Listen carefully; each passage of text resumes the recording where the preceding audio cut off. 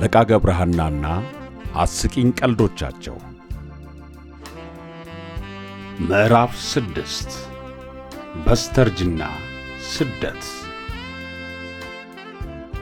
ድርቡሾች በ1880 ዓመተ ምህረት በውስጥ አዋቂዎች እየተመሩ ጎንደር ድረስ ዘልቀው ገብተው አብያተ ክርስቲያናት አቃጠሉ። ቀሳውስትንና መነኮሳትን ሁሉ አረዱ።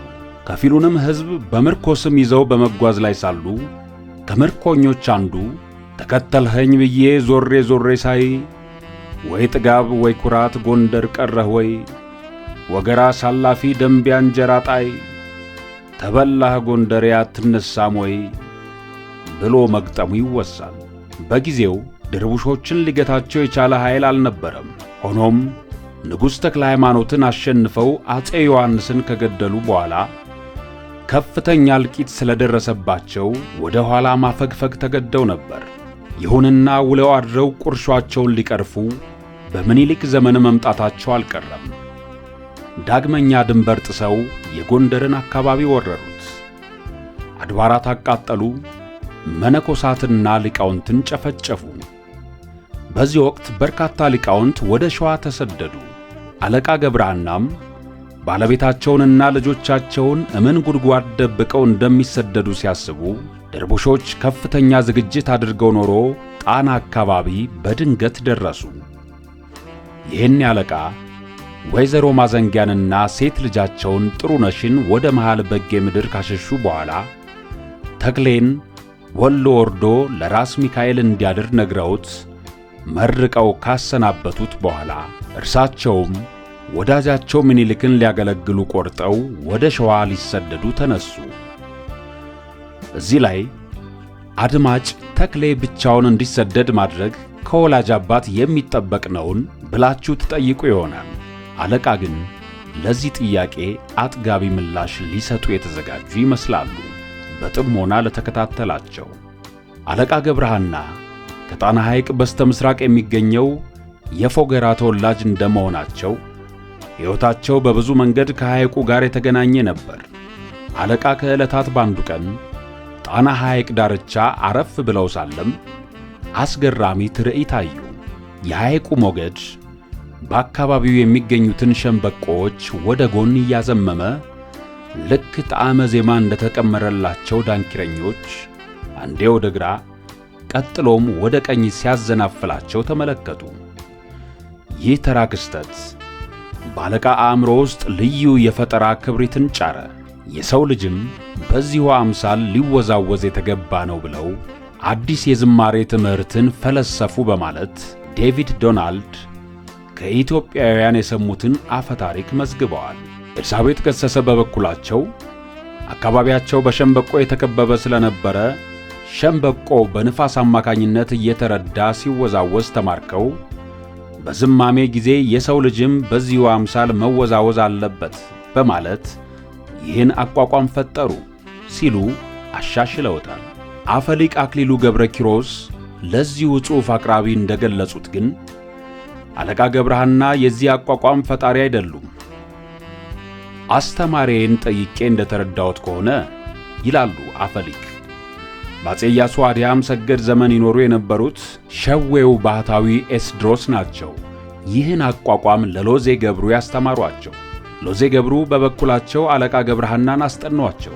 አለቃ ገብረሐናም ዕውቀታቸውን ለልጃቸው ለተክሌ ስላስተላለፉለትና በሱም ስለተስፋፋ ዝማሜው በአሁኑ ወቅት የተክሌ አቋቋም በመባል ይታወቃል ብለዋል። ያም ሆነ ይህ አለቃ ዝማሜውን በሚገባ ካጣጣሙ በኋላ የአካባቢያቸውን ካህናትና ተማሪዎች ማስጠናት ጀመሩ። ትምህርቱ እየተስፋፋ ሄዶ ጎንደር ደረሰ። ሆኖም ጎንደሮች ሲያገለግሉ ሸማቸውን ታጥቀው ስለነበር በሚዘሙበት ጊዜ በተመስጦ ወዲያና ወዲህ ሲወዛወዙ ሸማቸውን እያስጣለ ቢያስቸግራቸው የጎንደር ሊቃውንት ስብሰባ አድርገው ይህ ሸማ እያስጣለ የሚያስቸግር ስለሆነ አያስፈልግምና ተማሪዎችም መማር የለባቸውም የሚል ምክር መከሩ። አለቃ ግን የተነሳውን ተቃውሞ ቸለል በማለት ማስተማራቸውን ቀጠሉ። በመጨረሻ ግን እንኳን ቤተ ክርስቲያን ውጭም ቢሆን እንዳይጠቀሙበት ሲጠቀሙበት ቢታዩ ግን አስፈላጊው የቅጣት እርምጃ እንደሚወሰድባቸው ተነገራቸው። ዳሩ ግን አለቃ ዕውቀታቸውን ወይም የፈጠራ ሥራቸውን ይዘው መቃብር መውረድን አልፈቀዱም። ካህናቱን ፊት ለፊት መጋፈጡ ግን ከጥቅሙ ይልቅ ጉዳቱ እንደሚያመዝን ተገነዘቡ። ሆኖም የተማረ መላ አይጠፋውምና አንዲት ዘዴ ተከሰተችላቸው። ልጃቸውን ተክሌን ማስተማር። ካጉል አጋጣሚ ለመጠንቀቅ ሲሉም ጥሩነሽ የተባለችው ልጃቸው ሰው እንድትጠብቅላቸው አድርገው በር እየዘጉ ተክሌን ዝማሜ ማስተማር ጀመሩ። ተክሌ በሌላው ዕውቀቱ ላይ አዲስ ዝማሜ ተጨመረለትና በልጅነቱ የጠገበ ምሁር ሆነ።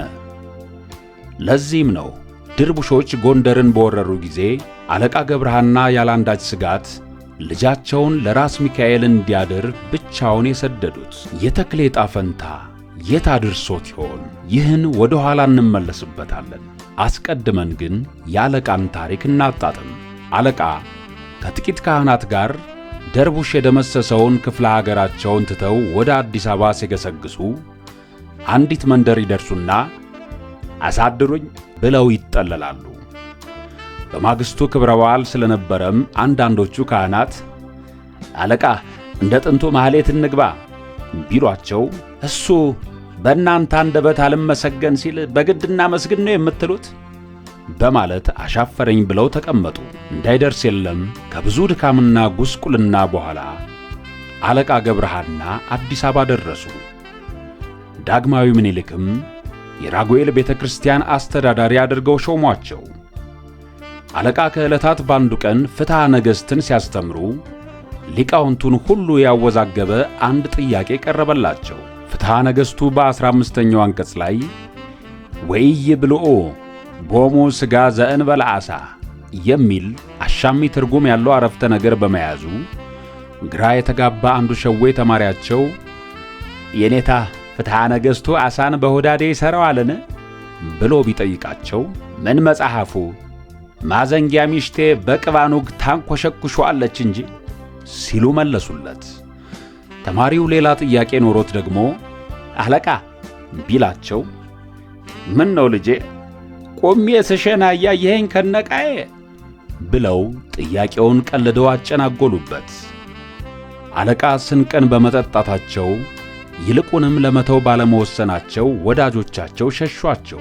ገብረሃናን ብቸኝነቱ ቢጫጫናቸው ከድጡ ወደ ማጡ እንዲሉ ሴት ማዘውተር ጀመሩ። ሆኖም ጠላቶቻቸው ይከታተሏቸው ኖረው አንድ ቀን ሴት ቤት አድረው ሲወጡ ያያቸው ካህን ሲገሰግስ ራጉኤል ሄዶ ጉዳቸውን ነገረባቸው። አለቃ አገር ሰላም ብለው ቤተክርስቲያን ሊገቡ ሲሉ ተከለከሉ። ለምን? ሴት ስለነኩ። አይ ጥሩ ብለው አለቃ ተመለሱናም ሳይታዩ የሴቶች መግቢያ በር ላይ ቆመው የመጡትን ሴቶች ሁሉ መግባት ተከልክሏል በማለት መለሷቸው። ካህናቱ አንዲት የሔዋን አምሳል እንኳን በግቢው ቢያጡ ተደናግጠው ሁኔታውን ሲያጣሩ አለቃ ሁሉንም መመለሳቸውን ሰሙ። ካህናቱ ወዲያውኑ ንጉሡ ዘንድ ሄደው ከሰሷቸው። ሴት ቤት አድረው ከመምጣታቸውም በላይ ሴቶችን ሁሉ ቤተ ክርስቲያን አትሳለሙ ብለው መልሰዋል ሲሉም ወነጀሏቸው። ለምን እንዲህ አደረግህ ገብረሃና? እንዴ ጃነ ሆይ እኔ ነካህ ብዬ ስከለከል እነሱ ይዘውት ይግቡ እንዴ ብለው ምኒልክን አሳቋቸው። ንጉሡም በእኒህ ሰው ብልህነት እየተገረሙ ግድ የለም እኔ መክሮአለሁ፣ እናንተ ወደ ሥራችሁ ሂዱ ብለው አሰናበቷቸው። አለቃ ግን ምንም አልተሻሻሉም። ከካህናቱ ጋር የጫሩት ጠብ እየገነነ መጣ። አንድ ቀን ከካህናቱ ጋር ደጀ ሰላም ተቀምጠው ሲወያዩ በነገር ተነሳና አለቃ የእናንተ ጌታ በግድ ነው የተሰቀለው ሲሉ ተናገሩ። ካህናቱ አበዱ፣ ጨርቃቸውን ጣሉ። እንደተለመደው ምኒልክ ዘንድ ሄደው አምላካችንን በግድ ነው የተሰቀለው ብለው ተናግረዋል በማለት ከሰሷቸው። የፈጣሪ ያለህ አለቃ እንዲህ አልክ እንዴ? ጃን ሆይ እርሶ የሚካኤል፣ የገብርኤል፣ የማርያም እያሉ ግብር ያስወጧቸው የለ? አሁንም እንደለመዱት ንን ውጠውብኝ ነው እንጂ እኔስ በግንድ ነው ያልኩት ሲሉ ሸፈጡ። ዳሩ ግን ምኒልክ ነገሩ ስለገባቸው ነውር እንደተናገሩ ገልጸውላቸው በተግሳጽ አሰናበቷቸው። የኒህ ካህናት ተንኮል ውሎ ሲያድር ከፍተኛ አደጋ ሊያስከትልባቸው እንደሚችል የተገነዘቡት አለቃ ከዚያ ጊዜ ጀምሮ አፋቸውን ጠብቀው እርምጃቸውን ቆጥበው መኖር ጀመሩ። በጊዜው አዲስ አበባ የሚኖሩ አንድ ስመጥር ባህታዊ ነበሩ። ባህታዊ መሸሻ ከዕለታት ባንዱ ቀን ከትልቅ ሰው ቤት ገብተው ከብዙ እንስት ጋር መንፈሳዊ ጭውውት ሲያቀልጡ አለቃ ደረሱ። አጋፋሪውንም ጌቶች አሉ ሲሉ ጠየቁት። የሉም፣ ወደ ግቢ ሄደዋል። እመይቴሳ አሉ፣ ብቻቸውን ናቸው? የለም፣ ብዙ ሰዎች ናቸው። ይልቁንም ባህታዊ መሸሻ የደራ ወግ ይዘዋል። ጌቶች በሌሉበት ልገባ አልፈልግምና ለእሜቴ ጌቶች ባለመኖራቸው ግቢያችሁን እጅ ነስቼ ሄድሁ ብለህ ንገርልኝ። አይሆንም፣ እኔን ያስቆጡኛል። ከዚህ ቆዩኝና ተናግሬ መልሱን አመጣልዎታለሁ። የአለቃን መምጣት ከተቀማጮች ፊት ለእሜቴ ሲናገር ባህታዊ መሸሻ ቢሰሙ የደብተራ ይሰድበኛል፣ ምን ባደርግ ይሻላል ብለው ተጨነቁ። ይህኔ እመቤቲቱ እርስዎ ጓዳ ይሸሸጉ፣ እሳቸው ይግቡና በቶሎ እንሸኛቸዋለን፣ ያለበለዚያ ግን እኔንም ሌላ ቀን በአግቦ ይሰድቡኛል አሉ። እንዳሉት ባህታዊ ተደብቀው አለቃ ተጠሩ። እመይቴን እጅ ከነሳው ልሄድ አሉ። አለቃ ገና ከመግባታቸው ለምን ይቀመጡና ይጫወቱ እንጂ። አይሆንም፣ ከዚያ ጀግና ምሽት ጋር ስጫወት ብገኝ ደግ አይደለም።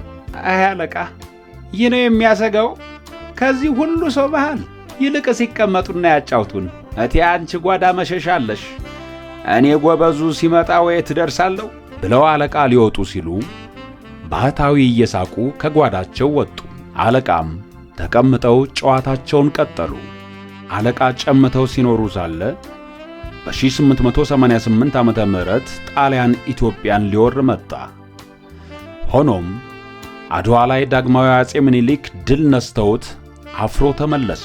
ከድል በኋላ ግዳይ እየተጣለ ሲፎከርም ሊቀ መኳስ አባተ በያዙት መድፍ አነጣጥረው ቢለቁ የኢጣሊያኖቹን መድፍ ባፏ ጉርሰው ሰባብረውት ስለነበር ስለ እርሳቸውና በጅሮንድ ባልቻ አባ ነፍሶ የሚከተለው ተገጠመላቸው። አባተ አባይ ትረፍ ነገረኛ ነው፣ ይህን መድፍ ከዚያ መድፍ አቆራረጠው። አበሻ ጉዳለ ጣሊያን ወተወተ፣ አይነ ጥሩ ተኳሽ ቧ ያለው አባተ።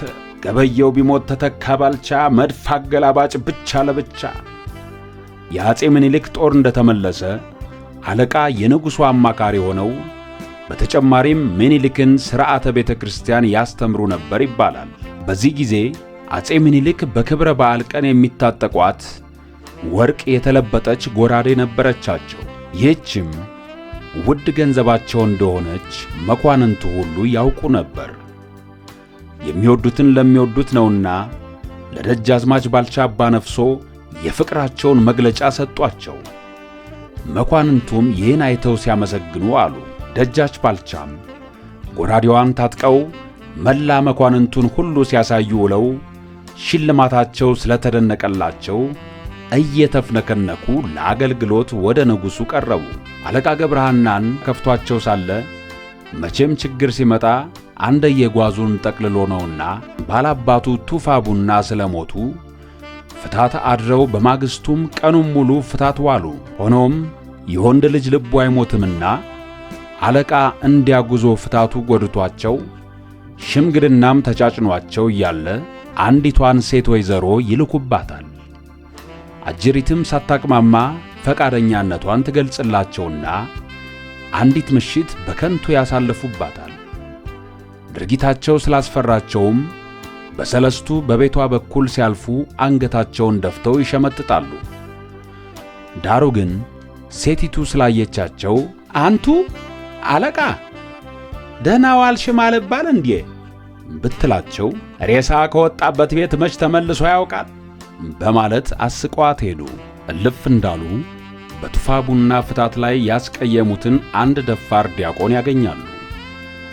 ዲያቆኑ ያዋረዳቸው መስሎት ልወጥሮ ይላቸዋል። ሊቁ ገብረሐናም በዚያ ኩታራ ድፍረት ተገርመው እስኪ በል አንተ አሉት። ዲያቆኑም ሁሉሙን ይወጡልኛል አላቸው። ዲያቆናት የሚያጠኗት ይችኑ ነበርና ይበሉ እንጂ አንድ አምድ እኮ ናት እያለ ሲወተውታቸው እሷንስ ለአንተ ማደሪያ ሰጥቻለሁ ብለውት መንገዳቸውን ቀጠሉ።